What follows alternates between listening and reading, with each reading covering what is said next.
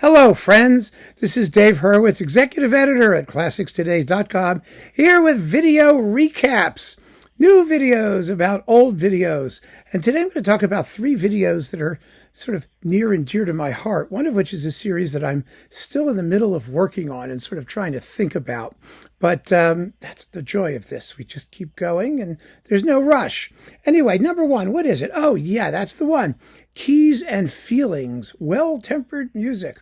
Are there specific emotional qualities to various musical keys? That is, C major, E flat minor, things like that. And I'm working my way through the scale. I've only gotten through like D flat or D minor, I think. Maybe not even. There's only 6 videos so far. There will be 24 or something like that. Oh, a lot. Right? All the major and minor keys, basically. I have to get through them somehow. And the answer is going to be an evolving thing. I don't really have it yet. So I'm going to start you off with C minor, which is where I began. That's a two-parter, actually. The first video in C minor. The links are down below here, as usual. And you can get in at the beginning. I'm moving very slowly through this because, first of all, it's a very, very tricky question.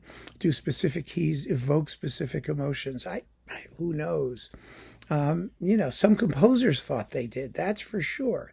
And some composers had special keys that they really liked to work with, like Mozart's G minor, for example, or Haydn's F minor and Beethoven's C minor.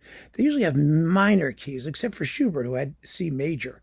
So you see, there are lots of things to talk about in this area, and it takes a long time for me to put together one of these, and I sort of gradually get my thoughts going, and then we do them. So the first one is there, and you can listen to the first 6 videos if they interest you. I think it's kind of a nifty topic, and there's a work list with each one of these things so that you have stuff to listen to, and you can draw your own conclusions. Next, what was the next one I had here?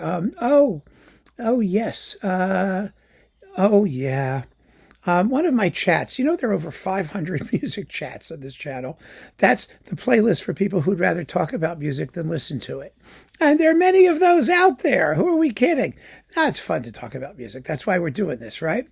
This is how I became a critic, how I got in at the very beginning and what I did and what I'm trying to do and what it means. And I think it's a useful video to have a look at if you're just discovering this channel and you want to know like who the hell I am and why I'm bothering and how I have the nerve to do any of this.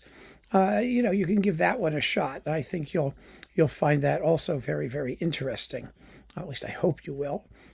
It's a subject that's near and dear to my heart. And in fact, there are a lot of chats or talks about criticism.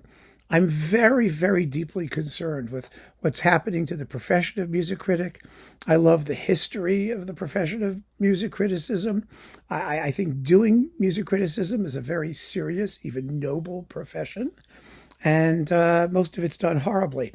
So yeah, I have a lot to say about criticism generally. And those of you who watch these things or are reading criticism and are interested in finding new recordings and in this really fascinating profession, might find some of those videos interesting. They're all in the music chats, and you can scout through the 500 or so chats, or just do a search on my homepage and put in the word critic, and you'll get a whole slew of things about being a critic or criticism. You can use that word too. And then last but not least, what's the last one I had here written down? Oh yeah. Oh my goodness. How could I forget that? Dave's Faves. This is a series I did, I guess, a couple years ago now.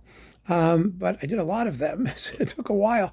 368 videos. One for every day of the year, including leap year, and 2 duplications that I did because I couldn't make up my mind. So there are 368 videos in the Dave's Faves playlist.